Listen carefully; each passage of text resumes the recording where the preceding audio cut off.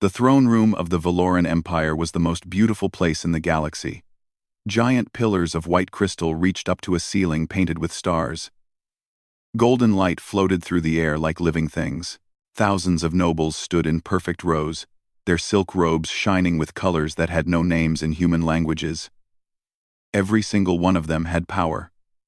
Real power. The kind that could move mountains and burn cities. And in the center of all this beauty stood Princess Yuna, alone and afraid. She kept her eyes on the floor. She could feel their stares like knives on her skin. She could hear their whispers like poison in her ears. Barren, broken, mistake. She had heard these words her whole life, 23 years of hearing them, and they still hurt just as much as the first time. Emperor Quan sat on his throne high above everyone else. His face showed nothing. Not love, not hate, not even disappointment anymore. Just nothing. That was somehow worse than anger. Princess Yuna, his voice echoed through the massive hall. The council has made its decision. Yuna did not look up. She already knew what was coming. You will travel to Korath 7 for a period of spiritual reflection. There, away from the distractions of court life, you may find the peace that escapes you here. Spiritual reflection. Such pretty words for exile. Such a gentle way to throw away your own daughter. The nobles did not even try to hide their satisfaction. Some smiled openly. Others laughed behind their hands. Prince Daesung, her older brother, stood near the throne with a look of victory on his handsome face. He had wanted this for years. With Yuna gone, his path to the throne was clear. She will need a guardian. General Boram spoke up. He was a massive man with shoulders like mountains and eyes like cold stones. Someone must ensure the princess remains safe. More hidden laughter. Korath 7 was a dead world, an abandoned mining colony where nothing lived and nothing grew. Sending someone there was not protection. It was punishment. Indeed, Emperor Quan nodded. Which of our warriors will accept this honor? Silence. Complete and total silence. Not one of the hundreds of decorated soldiers in the room stepped forward. Guarding the Barren princess to a worthless planet was career death. Whoever took this job would be forgotten forever. General Boram smiled like a snake. Perhaps, Your Majesty, we should look beyond our own kind. I believe there is a human in the palace. A mercenary who performed some small service recently. The whispers turned to open laughter. A human. They wanted to send her away with a human. It was the final insult. Guards brought him in through a side door. His name was Taeho, and he looked exactly like what he was. A soldier. A survivor. He wore simple armor that had seen many battles. His face was calm and unreadable. He was not tall or particularly strong-looking. He was just ordinary. Completely ordinary. Yuna felt her heart sink even lower. This was her guardian. This was what she was worth. Human. General Boram's voice dripped with amusement. You saved one of our diplomats from pirates 3 months ago. We promised you a reward. This is it. You will guard Princess Yuna on Korath 7. Taeho looked at the general. Then at the emperor. Then at Yuna. His dark eyes gave away nothing. For how long? He asked. His voice was quiet and steady. Until we send for her return. Emperor Quan said. Everyone knew what that meant. They would never send for her. Never. Taeho nodded slowly. I accept. General Boram laughed out loud. A powerless princess and a powerless species. I could not have designed a more fitting match. Tell me, human, do you even understand what you are agreeing to? I understand, Taeho said simply. I will protect her. With what? Another noble called out. Your primitive weapons? Your short little life? Humans live what, 80 years? 90? We live for centuries. What can you possibly offer? My word, Taeho replied. I said I will protect her. I will protect her. The throne room erupted in laughter. Real, genuine laughter. The idea of a human protecting anyone was the funniest thing they had heard in years. Nobles wiped tears from their eyes. Even the servants smiled. Yuna felt shame burn through her entire body. This was her life now. A joke. A punchline. Something for the powerful to laugh at before they forgot her completely. She finally raised her eyes and looked at her guardian. He stood perfectly still in the middle of all that mockery. The laughter did not seem to touch him at all. He just waited, patient and calm, like a rock in a river. The water rushed past, but the rock remained. For just a moment, their eyes met. Yuna expected to see pity, or maybe his own shame at this terrible assignment. Instead, she saw something else. Something that looked almost like understanding. Then the moment passed, and guards were leading them away. The transport ship was small and old, nothing like the golden vessels of the royal fleet. Yuna sat by a window and watched the capital world grow smaller and smaller. The beautiful towers, the floating gardens. The only home she had ever known. Taeho sat across from her, checking his equipment. A rifle, a pistol, a knife. Simple tools for a simple creature. You should have refused, Yuna said suddenly. Her voice was cold and hard. You should have asked for a different reward. Taeho did not look up from his work. Why? Because this is exile. We are never coming back. You will spend the rest of your short life on a dead rock with a broken princess. What kind of reward is that? Taeho finally raised his eyes. I have seen many broken things in my life, princess. Most of them were not as broken as they believed. Yuna turned away. She did not want his words. She did not want his strange calm. She wanted to be angry. Anger was easier than despair. Behind them, the capital world disappeared entirely. Ahead of them, only darkness waited. In the throne room they had left behind, the celebration was already beginning. Prince Daesung accepted congratulations from dozens of nobles. General Bo-Ram raised a glass of wine and smiled his snake smile. To the Barren princess, he announced. May she find peace in her exile, and may we find peace in her absence. Everyone drank, everyone laughed, and everyone began the happy process of forgetting that Princess Yuna had ever existed. None of them could imagine what was coming. None of them could see the future where that same forgotten princess would return and shake the foundations of their entire empire. None of them would have believed that the ordinary human sitting in that small transport ship carried within him something more powerful than all their gifts combined. But that future was coming, and it would start on a barren world called Korath 7, where a princess would learn that true strength had nothing to do with power and everything to do with the human heart. Korath 7 was worse than Yuna had imagined. And she had imagined something terrible. The planet was brown and gray and dead. Dust storms rolled across empty plains like angry ghosts. The sky was the color of rust. And the sun looked sick and weak through the thick clouds. Nothing green grew anywhere. Nothing living moved except the wind. Their transport ship landed near an old mining outpost. The buildings were falling apart. Metal walls had holes in them. Windows were cracked or missing entirely. Sand covered everything like a burial shroud. Welcome to your new home, Taeho said quietly. There was no sarcasm in his voice. Just simple fact. Yuna stepped out of the ship and immediately started coughing. The air was thin and tasted like metal. Her expensive silk dress dragged in the dirt. Her jeweled shoes filled with sand. She had never felt so far from everything she knew. This is impossible, she said. We cannot live here. There is nothing here. Taeho was already walking toward the main building. There is always something. We just have to find it. The first week was a nightmare. The outpost's life support systems were barely working. The water recycler made liquid that tasted like rust.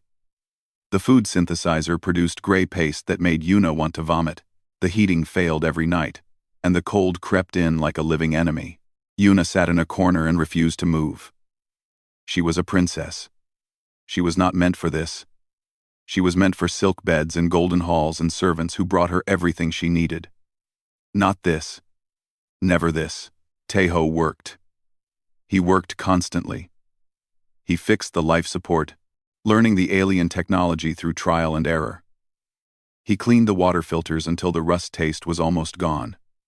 He repaired the walls, sealing the holes against the wind and dust. He did everything himself, without complaint, without rest. Yuna watched him struggle and felt only contempt. This primitive creature, crawling around in the dirt, fighting against the inevitable. What was the point? They were going to die here anyway. Everyone knew it. That was why they had been sent. "Why do you bother?" she asked one night. "All this work for nothing. We have no future here." Taeho was welding a metal plate over a crack in the wall. Sparks flew around his face like tiny stars. "Survival is not about the future," he said. "It is about right now. About the next breath. The next meal. The next morning." That is a very human way to think. "Yes," he agreed. "It is." On the 10th day, a massive dust storm hit the outpost. It was not like anything Yuna had experienced. The wind screamed like a wounded animal. Sand and rocks flew through the air like bullets. The buildings shook so hard she thought they would collapse. Yuna hid in a corner, covering her ears, crying for the first time since her exile began. She was going to die. She was going to die on this worthless planet. And nobody in the entire galaxy would care. Then a piece of the roof tore away. The storm reached in with hungry hands. Yuna screamed as rocks and debris flew toward her face. Taeho appeared from nowhere.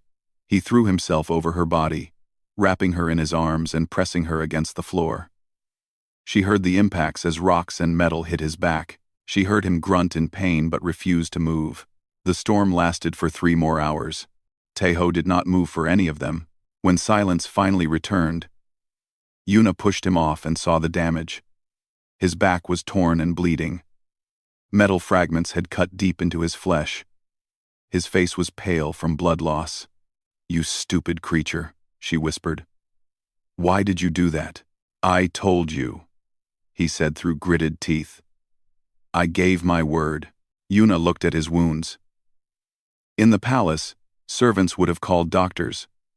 Machines would have healed him in minutes. Here, there was nothing. Only her. She had never treated a wound in her life. She did not know where to begin. But Taeho talked her through it. Clean the wounds. Remove the fragments. Apply the medical foam from his kit. Wrap the bandages tight. Her hands were shaking the whole time. His blood stained her royal dress. But she did not stop. She could not stop. This man had just saved her life with his own body. The least she could do was try to save his. "Thank you," he said when she finished. It was the first time she had heard real weakness in his voice. "Do not thank me," she replied. "This is your fault. If you had let me die, your mission would be over. You could find a way back to civilization." Taeho almost smiled. "And break my word? Never." Yuna did not understand. She could not understand. In her world, words were weapons, and promises were lies. Nobody kept their word. When it cost them something, nobody sacrificed themselves for someone worthless. But this human did. This primitive, short-lived, powerless human valued his honor more than his own survival. 2 weeks later, they found Ha-Jin. He was an old human man living in a cave system 3 kilometers from the outpost.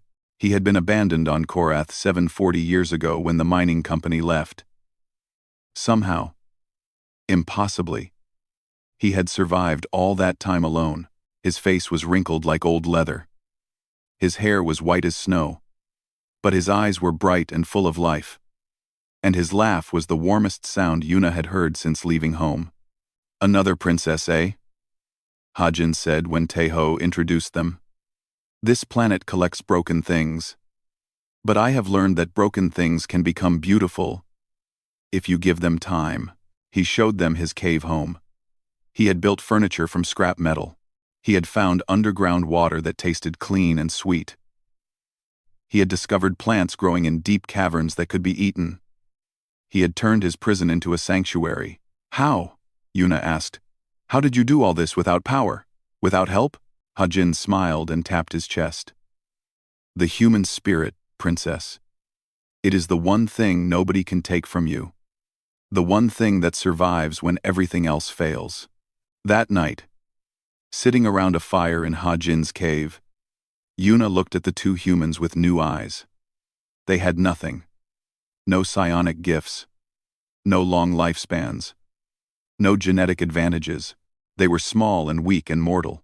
But they were still here. Still fighting. Still alive. For the first time in her life, Yuna felt something strange stirring in her heart. It was small and fragile, like a seed buried in frozen ground. She did not know what it was yet. It was hope. And it would change everything. She looked at Taeho, who was listening to Hajin tell stories about Earth. The firelight danced on his calm face. "Teach me," she said suddenly. Both men turned to look at her. "Teach me how to survive. How to be strong without power. Teach me how to be human." Taeho studied her for a long moment. Then he nodded. "It will not be easy." "I do not want easy anymore," Yuna replied. "I want to live." Hajin laughed and clapped his hands together. "Now we are getting somewhere. Welcome to your real life, princess. The hard part is over. You have decided to begin." Outside the cave, the wind still howled across the barren landscape. The planet was still dead. The future was still uncertain. But inside, around that small fire, something new was being born. A princess was becoming something more, and a human soldier was becoming something she never expected. A friend. The training began the next morning. Yuna learned very quickly that Taeho was not a gentle teacher. "Get up," he said when she fell for the 10th time. Again. Her arms were shaking. Her legs burned with pain. Sweat dripped down her face and mixed with the dust. She had never worked this hard in her entire life.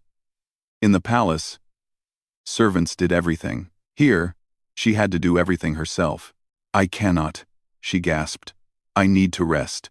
"Your enemies will not let you rest," Taeho replied. "Get up," again. She got up. She always got up.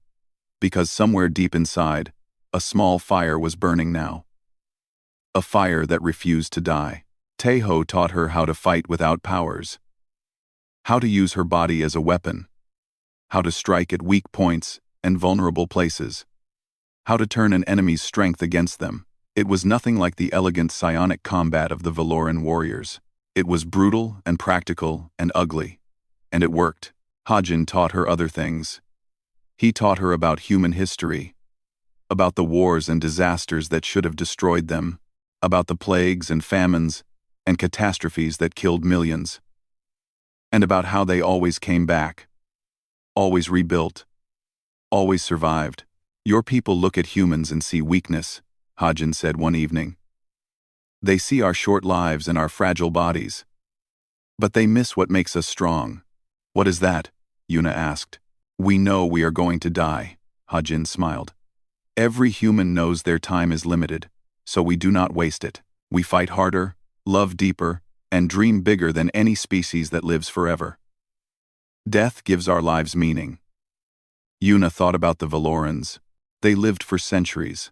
They had incredible powers, and they spent their endless years playing political games, seeking status, crushing anyone different. They had all the time in the world and wasted most of it on cruelty. Maybe Hajin was right. Maybe living forever was not the gift it appeared to be. The months passed slowly on Korath 7. Yuna's body changed. The soft princess who had arrived became harder, leaner, stronger. Her hands developed calluses from work and training. Her eyes became sharper from watching for danger. She learned to move silently, to fight fiercely, to survive anything. But the biggest changes were inside. One night, she asked Taeho about his past.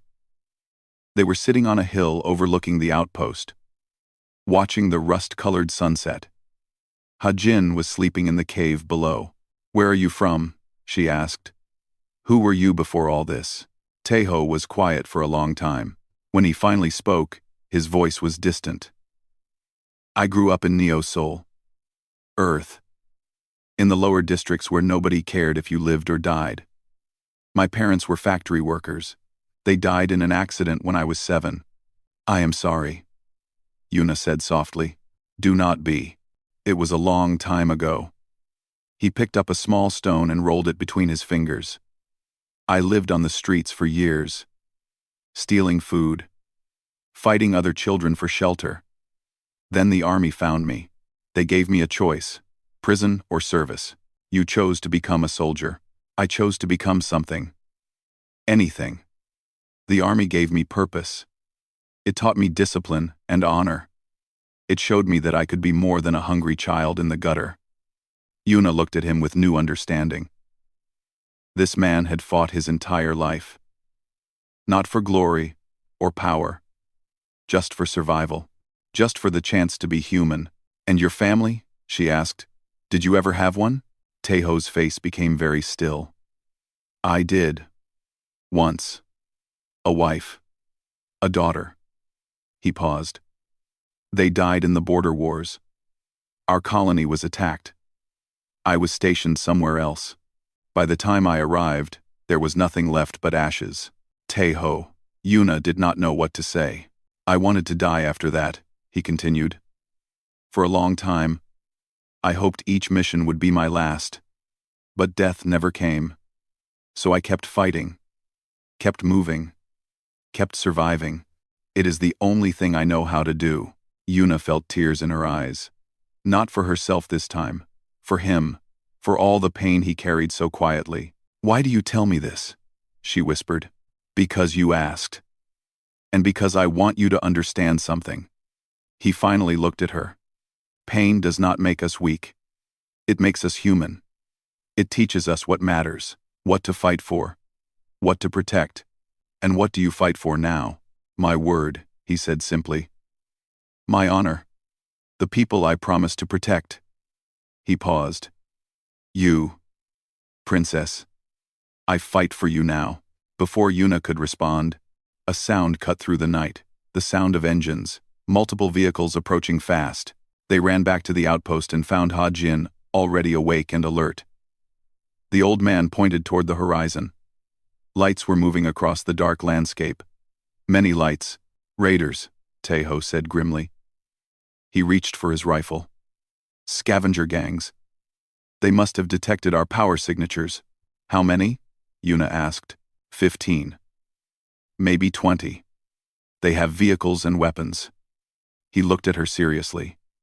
This will be dangerous. Stay hidden. No.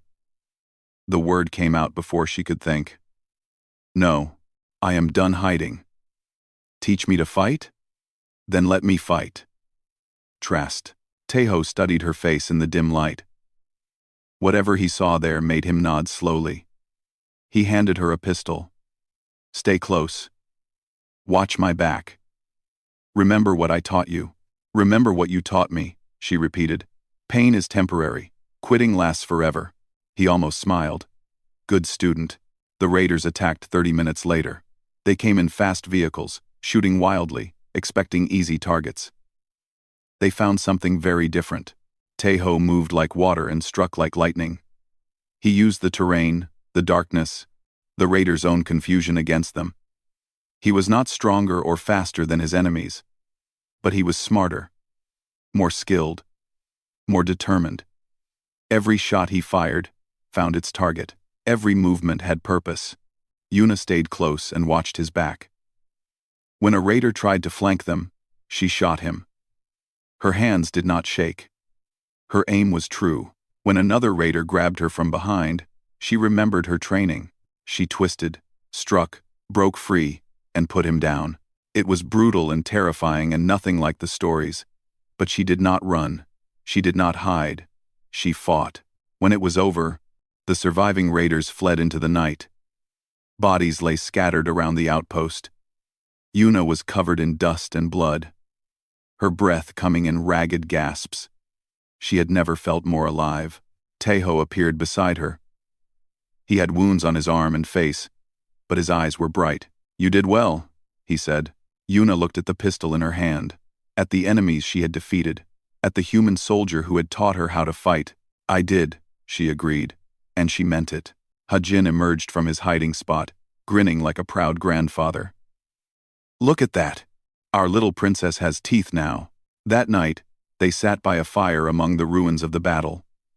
Yuna should have been horrified by what she had done. Instead, she felt something unexpected. Pride. Confidence. A sense of her own strength. I finally understand, she said softly. Tell me, Teho said. Yuna watched the flames dance. It is not about power. Not about gifts or abilities. It is about choosing to stand when everything tells you to fall. Choosing to fight when everyone says you cannot win. Choosing to hope when hope seems foolish. Hajin nodded. That is the human spirit, princess. And now it lives in you too. She looked at Teho. You gave me this. Both of you. You gave me a chance to become something more than a broken princess. We gave you nothing, Teho replied. Everything you have now. You earned yourself. We only showed you the door. You walked through it. Yuna smiled. It was a real smile. Maybe the first real smile of her entire life. Outside, the wind whispered across the barren landscape. But Yuna no longer feared it. She was no longer the helpless princess who had arrived on this dead world. She was something new, something stronger, and her journey was only beginning. Teho found the entrance by accident. He was searching for mineral deposits in a deep canyon when the ground collapsed beneath his feet. He fell into darkness, landing hard on ancient stone. When he turned on his light, he could not believe what he saw. A vast underground chamber stretched before him. The walls were covered with strange symbols that glowed with soft blue light. Massive pillars carved with alien faces rose toward a ceiling lost in shadow. This was not a natural cave. This was a temple. Something ancient and powerful and completely unknown. He called Yuna and Hajin. They came quickly, climbing down through the hole he had made. Both of them stood in stunned silence. What is this place? Yuna whispered. Hajin walked slowly toward the nearest pillar. His old face was filled with wonder. I have heard stories. Legends, really. About the first ones. First ones? Teho asked. The oldest civilization in the galaxy. They existed billions of years before any current species. They seeded life throughout the stars. Hajin touched one of the glowing symbols gently. They were supposed to be a myth. But this is real. They explored deeper into the temple. Every chamber was more incredible than the last. Strange machines that still hummed with power. Crystals that floated in the air without support. Walls that showed moving images of galaxies being born and dying. In the deepest chamber, they found a pedestal. On the pedestal sat a single object. A crystal sphere no larger than a fist. Swirling with colors that hurt to look at. That is a core relay, Hajin breathed. The legends say the first ones could transfer knowledge and power through such devices. They chose worthy beings and elevated them. Chose them how? Yuna asked. Not by their abilities, not by their species or their blood. By their spirit. Their will. Their heart. Hajin looked at her meaningfully. The first ones believed true power came from within. That gifts given at birth meant nothing compared to strength that was earned. Yuna stared at the sphere. Something was pulling her toward it. Something deep inside her soul that recognized this place. This moment. This destiny. She walked forward. Yuna, wait, Teho said. We do not know what it will do. No. She agreed. But I have to try. I have spent my whole life being told I am powerless. Being told I am broken. Maybe I am. Or maybe everyone was wrong. She reached out and touched the sphere. Light exploded through the chamber. Yuna screamed as energy poured into her body like fire and ice and lightning all at once. She felt herself being torn apart and rebuilt. She saw visions, memories that were not her own. She saw herself as a baby, crying in a royal medical center. Two figures stood over her. Prince Daesung, younger but already cruel. General Boram, already ambitious. Her power readings are extraordinary, a doctor was saying. Perhaps the strongest in royal history. She could be the greatest ruler the empire has ever seen. Exactly, Daesung replied coldly. Which is why we cannot allow it. Use the suppressor. Seal her abilities completely. Make her barren. My path to the throne must be clear. If anyone discovers this, the doctor hesitated, no one will discover anything. Do it now, or I will have your family executed. The vision faded.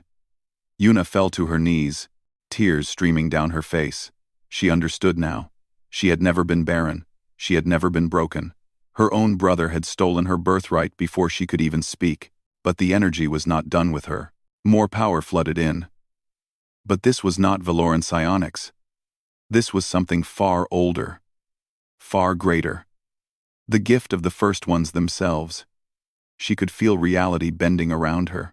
She could sense the forces that held the universe together. Gravity, energy, matter, time itself. All of it was open to her now. She rose slowly. Her eyes glowed with blue light. Her body crackled with power that made the air itself vibrate. She raised her hand, and the stone floor melted and reformed into crystal. She breathed out, and the crystals sang with harmonics no living being had heard in 1 billion years. Yuna. Taeho stared at her. For the first time since she had known him, she saw fear in his eyes. She closed her fist, and the power settled. The glow faded from her eyes. She was still herself, but she was also something entirely new. I remember now, she said. Her voice echoed strangely. I remember what was taken from me. What they did to me. My brother. Bo Ram. They made me into nothing so they could be everything. Hajin approached carefully. How do you feel? Angry, she admitted. So angry I could burn worlds. She looked at Taeho. But also grateful. If they had not stolen my powers, I would have been raised as a royal weapon. I would never have been sent here. I would never have met you. I would never have learned what true strength means. She walked to Taeho and took his hands. Power crackled between them, but she controlled it carefully. You taught me that strength is not about abilities, she said. It is about choice, about will, about refusing to surrender. I have power now. More power than anyone in the Empire. But that is not what makes me strong. What does? He asked quietly. You do. Hajin does. Everything I learned on this barren rock. The human spirit you gave me. She smiled. And for a moment, she was just Yuna again. Power does not define me. How I choose to use it does. But the power was wild and dangerous. Over the next weeks, Yuna struggled to control her new abilities. Sometimes, energy burst from her without warning. Sometimes she lost herself in visions of past and future. The first one's gift was not easy to master. Taeho stayed with her through every struggle. When she lost control, he talked her back. When she became lost in visions, his voice guided her home. He was her anchor, her connection to humanity and reality. Why do you stay? She asked him one night. She had accidentally destroyed half the outpost in a power surge. She was exhausted and ashamed. I could kill you without meaning to. I could destroy everything without trying. I know, he said calmly. Then why? Because you asked me to teach you what strength means. This is the final lesson. He sat beside her in the ruins. True strength is not about control. It is about purpose. Find your purpose, and the control will follow. My purpose, she repeated. What is my purpose? That is for you to decide. But if you want my opinion, he looked toward the stars. You were thrown away by an empire that judges worth by power. Now you have more power than anyone. What will you do with it? Yuna considered his words. She thought about all the others who had been discarded. All the species called lesser. All the people told they were worthless because they did not fit the Empire's definition of strength. I will change things, she said slowly. I will show them that power is not what makes someone worthy. I will build something better. Something fair. Then you have your purpose. She nodded. And deep inside, something clicked into place. The wild energy suddenly felt less chaotic, more focused, more hers. She stood up. Power flowed around her like a calm river instead of a raging storm. She raised her hands toward the ruined outpost and concentrated. Matter shifted. Energy reorganized. In minutes, the buildings were repaired. Better than before. Perfect. Ha-Jin watched with tears in his old eyes. The first ones would be proud. Yuna turned toward the horizon. Somewhere beyond those rust-colored skies, her empire waited.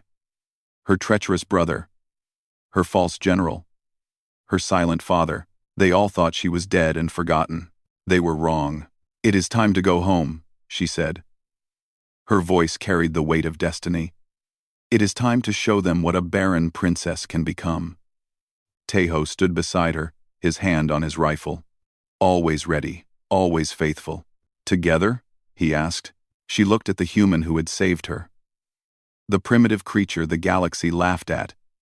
The man who had given her something more valuable than any power. "Together," she agreed. "Now and always."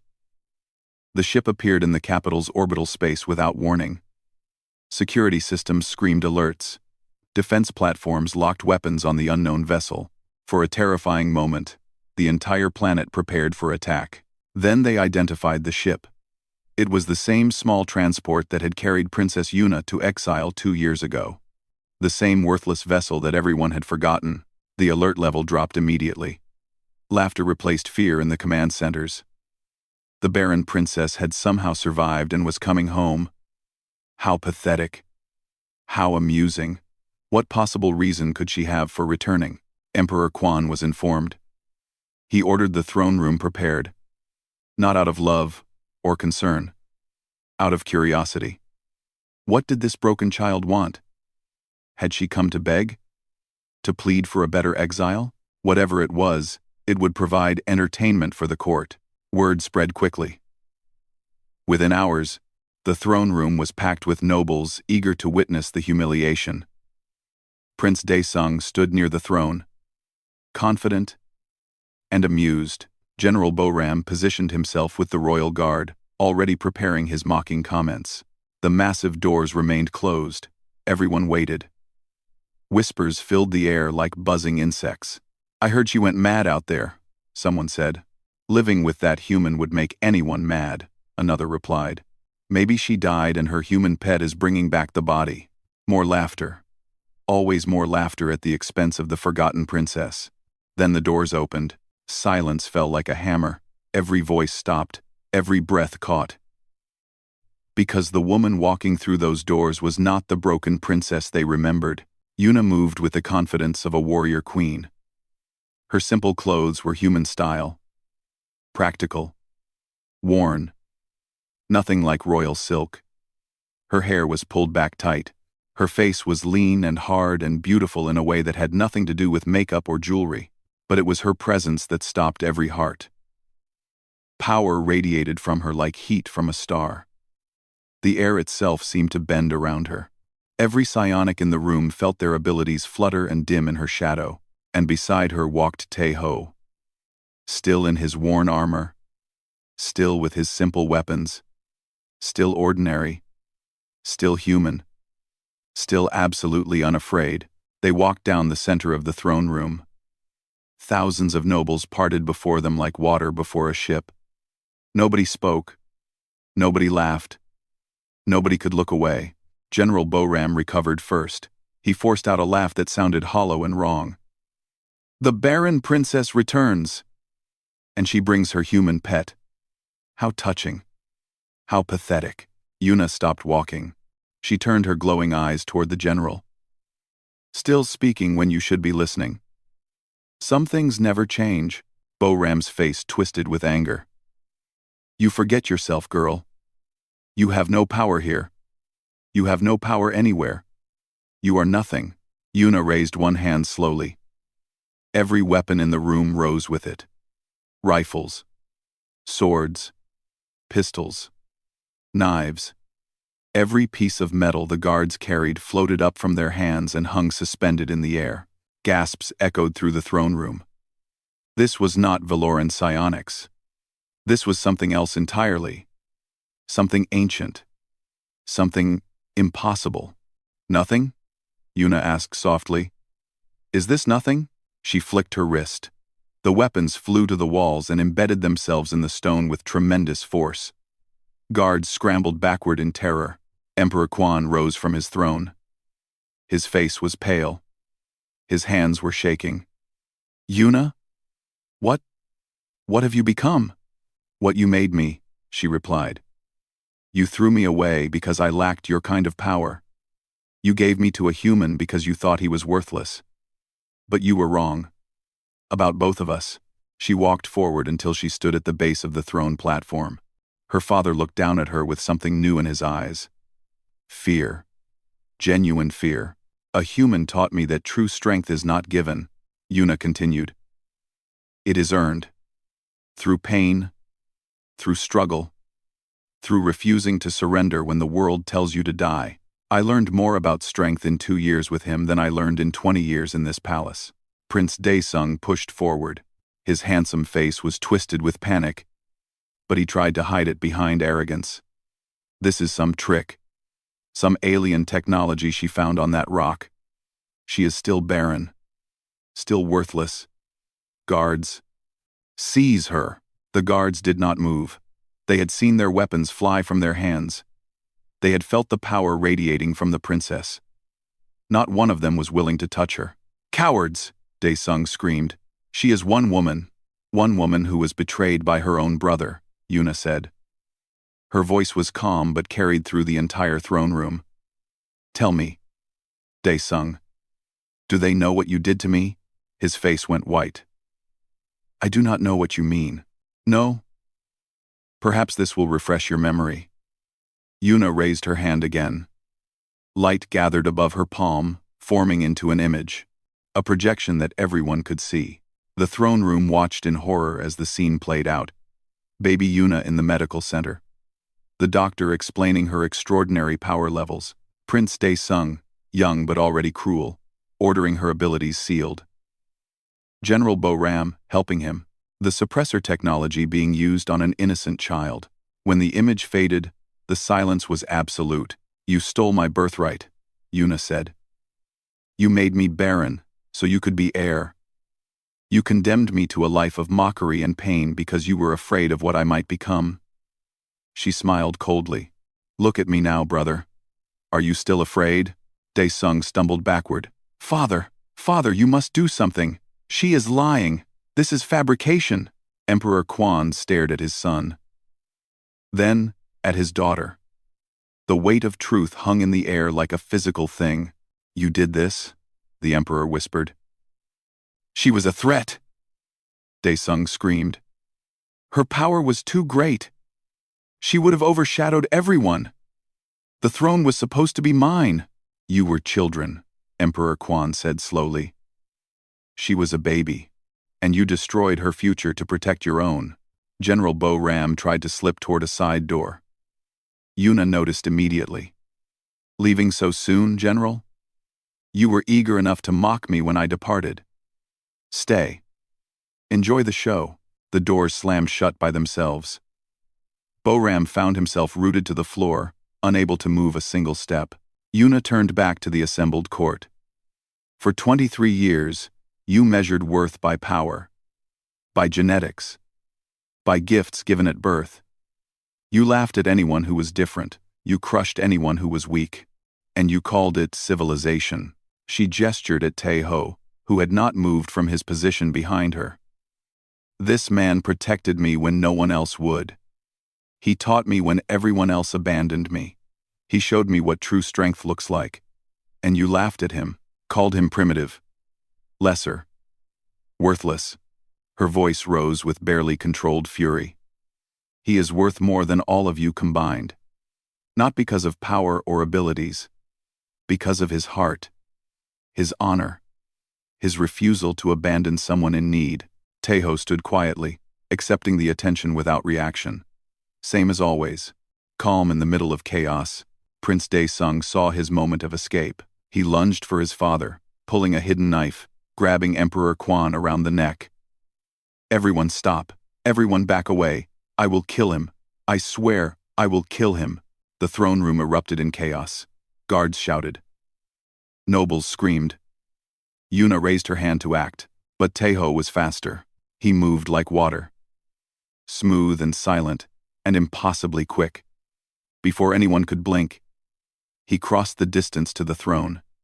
His hand closed on Daesung's wrist. There was a sharp crack. The knife clattered to the floor. Taeho swept the prince's legs and pinned him to the ground with one arm twisted behind his back. The entire thing took less than 3 seconds. The most powerful beings in the galaxy stared in shock as a human neutralized a royal prince without any special abilities at all. Just skill, just training, just human determination. "Do not ever threaten the innocent," Taeho said quietly. His voice was hard as iron. "No matter who you are." 9. Taeho. 9. Emperor Quan stumbled away from his fallen son. He looked at Yuna, then at Taeho. Tears began streaming down his ancient face. "What have I done?" he whispered. "My daughter. My poor daughter. What have I done?" Yuna walked up the steps to stand before her father. She looked at the man who had abandoned her, who had let her be mocked and exiled, who had never once defended her, and she saw something she did not expect. Not an emperor. Just an old man who had been too weak to protect his child. "You did nothing," she said. "That was the problem. You did nothing while I suffered. Nothing while I was cast out. Nothing while I was supposed to die.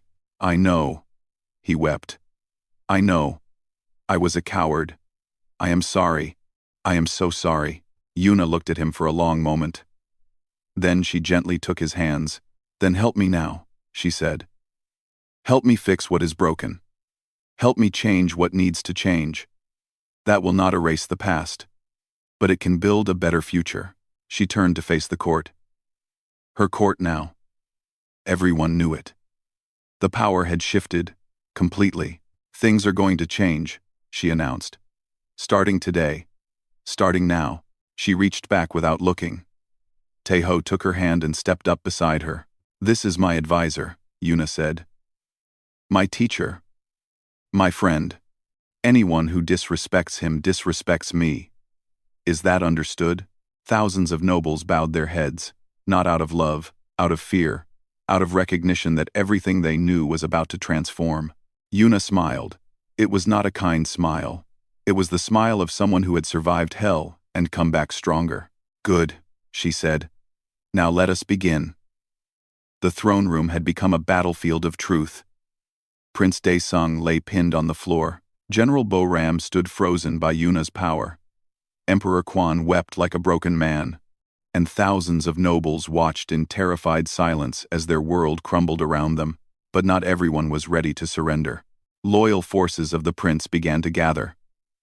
Guards who had been promised rewards. Nobles whose fortunes depended on Daesung becoming emperor. They whispered to each other. They shared glances. They prepared for a desperate action. General Barren screamed against the invisible force holding him. "This is treason! She has bewitched the emperor! Kill her! Kill the human! Restore order!" His supporters moved. 50 armed soldiers emerged from the crowds, weapons drawn, surrounding Yuna and Taeho in a circle of steel. "You may have power," Barren snarled, "but can you stop 50 blades at once? Can you protect your precious human when attacks come from every direction?" Yuna looked at the soldiers surrounding her. She felt their fear, their desperation, their certainty that they were about to die, but seeing no other choice. "Put down your weapons," she said calmly. "I do not want to hurt you. You are victims too. Victims of a system that taught you to measure worth by strength alone." "Pretty words," Barren spat. "But words do not stop blades. Attack! Now!" The soldiers charged. Yuna moved her hands in a complex pattern. The air itself solidified into barriers of force. Soldiers slammed into invisible walls and fell back. Their weapons twisted and melted in their hands, their armor locked up, freezing them in place. In seconds, every attacker was neutralized without a single drop of blood. But Barren had used the distraction. He had built up his own psionic power, fighting against Yuna's hold. Now he broke free with a roar of rage and unleashed everything he had. Fire, lightning, pure kinetic force. The most devastating psionic attacks the Valoran military could produce. All of it aimed directly at Yuna. She raised one hand. The attacks stopped in midair, suspended like frozen explosions. Fire hung motionless. Lightning twisted into beautiful spirals. The kinetic force rippled, but did not advance. "Is this all you have?" Yuna asked. "Is this the best the mighty General Barren can do?" She closed her fist. The attacks collapsed in on themselves and vanished. Barren staggered backward, his power drained, his face showing pure terror. "You cannot have this power," he screamed. "You were Barren. We made sure of it." "Yes, you did." Yuna walked toward him slowly. "You stole my birthright. You made me weak and broken, and worthless. And then you laughed at me. Every day of my life, you laughed at me. I was protecting the Empire. Your power would have been too great. You would have become a tyrant. Would I?" Yuna stopped in front of him. "Or was that just the excuse you told yourself? The lie that made it acceptable to destroy a child's future?" She reached out and placed her palm on his forehead. Barren screamed as images flooded his mind. Every time he had mocked her, every cruel word, every dismissive laugh, every moment of pain he had caused. "Feel it," Yuna said coldly. "Feel what you did to me. Feel what I felt for 23 years. Barren fell to his knees, sobbing. The mighty general who had commanded armies, who had crushed rebellions, who had terrified entire planets, was crying like a lost child. "Please," he gasped. "Please, stop. I am sorry. I am sorry." Yuna removed her hand. Barren collapsed to the floor, broken in spirit if not in body. "Sorry is just a word," she said. "Actions are what matter. And your actions condemned me to a life of suffering." She turned to face Prince Daesung, still pinned under Taeho's arm. Her brother's face was wet with tears and twisted with fear. "And you," she said softly. "My own blood.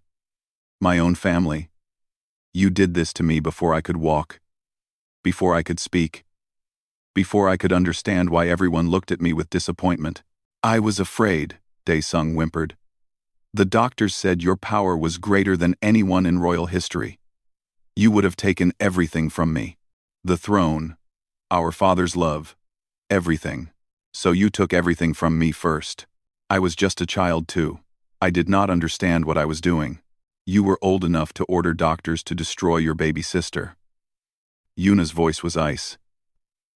"You were old enough to plan and scheme and cover your tracks.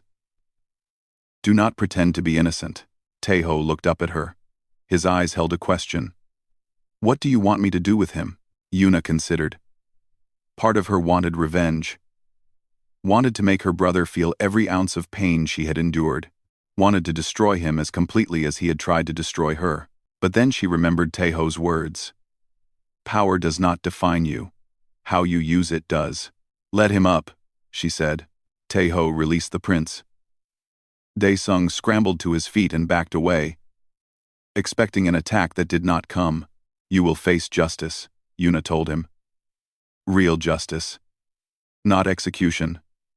Not torture. You will stand trial. Your crimes will be known to all. And the people will decide your fate." "The people?" Daesung looked confused. "Since when do royals answer to common people?" "Since now." Yuna turned to address the entire throne room. "The old way is finished. The system that judges worth by power alone ends today. From this moment forward, every being in this empire will be judged by their actions, their character, their contributions, not their genetics." Murmurs rippled through the crowd, some angry, some confused, some hopeful. "This is madness," an old noble shouted. "We have always ruled because we are superior. Because our powers make us worthy. Do they? Yuna raised her hand. The old noble floated into the air against his will. I could crush you right now. Does that make me right?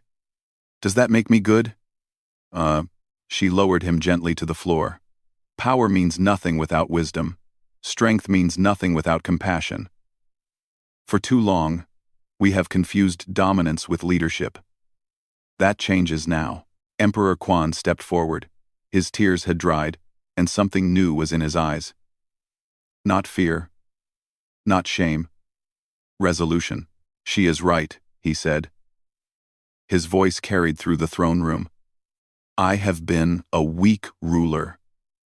A coward who let his children be harmed and his empire corrupt. But my daughter has shown me what true strength looks like. He walked down from the throne platform and knelt before Yuna. The emperor of the Valoran Empire, ruler of 1,000 worlds, knelt before his once discarded daughter.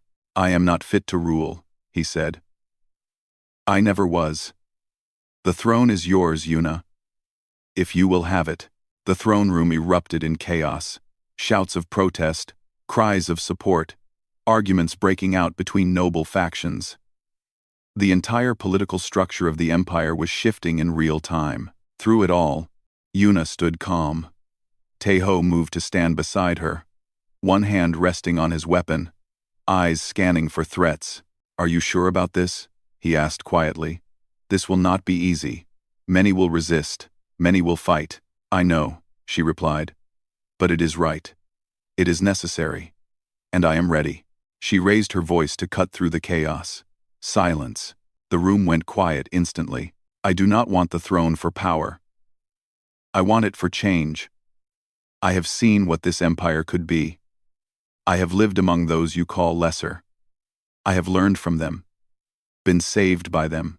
Been made stronger by them. She gestured at Taeho. This human is worth more than all the psionics in this room. Not because of what he can do. Because of who he is. And there are millions like him. Across the galaxy. Billions of beings you have dismissed and degraded and destroyed. Her eyes blazed with ancient power and human fire. No more. Their time has come. Our time has come.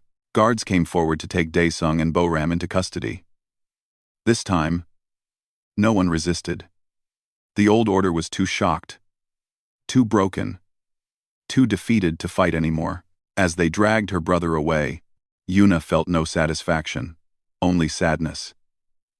They had been family once. They could have been allies. Instead, his fear had destroyed everything. Emperor Quan rose to his feet. What would you have me do, daughter? Yuna considered. Help me rebuild. You know the systems, the people, the politics. I need that knowledge. And perhaps, in time, you can earn back some of what you lost. He nodded slowly. I will try. I owe you that much. I owe you everything. The throne room began to empty. Nobles retreated to consider this new reality. Guards escorted prisoners to the dungeons. Servants hurried to prepare for whatever came next. Eventually, only Yuna, Taeho, and Hajin remained. The old human had watched everything from a corner, smiling his warm smile. Well done, princess, Hajin said. Or should I say empress? Yuna shook her head. Not yet. The coronation can wait. There is too much work to do first. She looked at Taeho. I could not have done this without you. Either of you. You did it yourself, Taeho replied. We just helped. That is what you always say. Yuna smiled, a real smile. Will you stay? Both of you? I need people I trust. People who see me as a person, not a power. Hajin laughed. Where else would I go? This is the most exciting thing that has happened in my very long life. Taeho was silent for a moment. Then he nodded. I gave my word to protect you. That has not changed. Even though I could probably destroy planets now, even then, someone has to keep you humble. Yuna laughed. The sound echoed through the empty throne room, filling the space with something it had never contained before. Hope. real hope. The reckoning was complete. The guilty had been exposed. The old order had fallen. Now the hard work of building something better could begin. 1 year had passed since the day Yuna returned to the capital. 1 year of chaos and change and struggle. 1 year of building something new from the ashes of something old. It had not been easy. Nothing worthwhile ever was. Rebellions had risen. Nobles who refused to accept the new order gathered armies and attacked. Yuna had defeated them all. Not by destroying them, but by showing them a better way. Soldiers who surrendered were forgiven. Leaders who repented were given chances to rebuild. Only those who truly could not change were locked away. Treaties were signed with species once called lesser. Trade routes opened to planets once ignored. Laws changed to protect the weak instead of serving the strong. The Empire was transforming from a hierarchy of power into something approaching fairness. And through it all, Taeho had been at her side, advising, protecting, keeping her grounded when the power threatened to overwhelm her, keeping her human when the universe wanted to make her a god. Now the coronation day had finally arrived. The throne room looked different. Yuna had ordered the cold white crystals replaced with warm colors. The intimidating pillars now held banners representing every species in the Empire.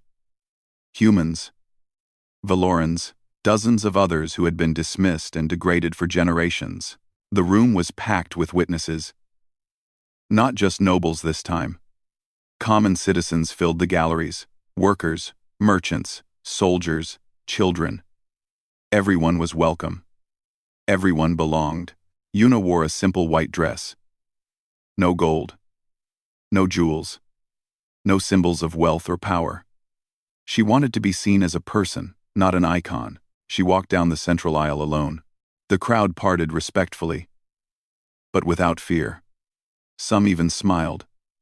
Some called out blessings. A little human girl threw flower petals at her feet. Emperor Quan waited at the throne platform. He looked older than before. Smaller. But there was peace in his eyes now. He had spent the year trying to make amends, working alongside his daughter, learning from his mistakes. He would never be forgiven completely, but he was trying. "Are you ready?" he asked quietly, as Yuna climbed the steps. "I think so," she replied. "Are you?" He smiled sadly. "To give up the throne? I should have done it years ago. You were always the worthy one, Yuna. I was just too blind to see it." She touched his hand gently. "We cannot change the past. We can only build the future." "Fiver." He nodded and turned to face the crowd. His voice rang out across the massive chamber. "People of the Empire. Today marks a new beginning. For too long, we have measured worth by power alone. We have crushed the weak and elevated the strong regardless of their character. We have called ourselves civilized while committing terrible cruelties." He paused, and real emotion showed on his aged face. "I was part of that system. I let my own daughter suffer because she was born different. I stood by while she was mocked and exiled and forgotten.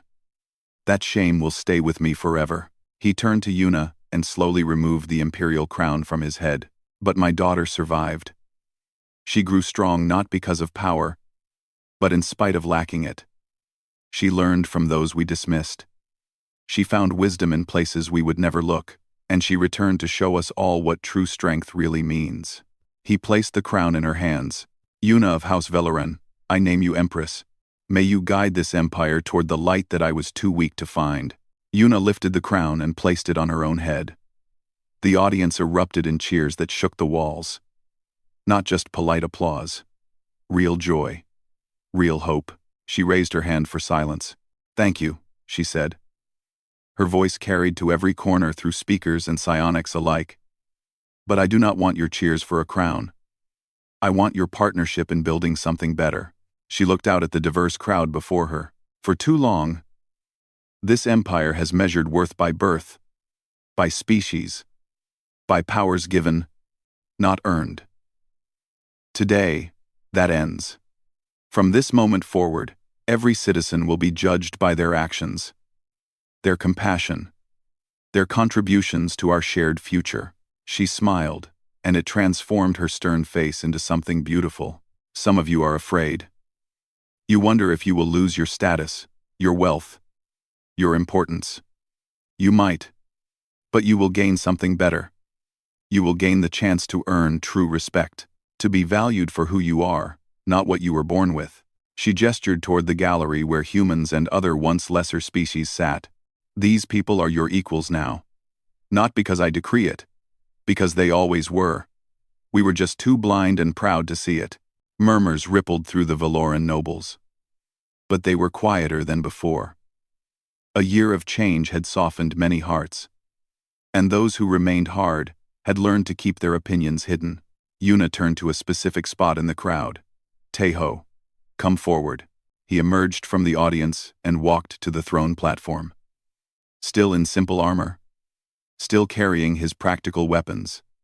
Still the same man who had protected a broken princess on a dead world. The galaxy's most powerful empress faced the ordinary human soldier. You protected me when no one else would, she said. You taught me when everyone had given up. You showed me what true strength looks like.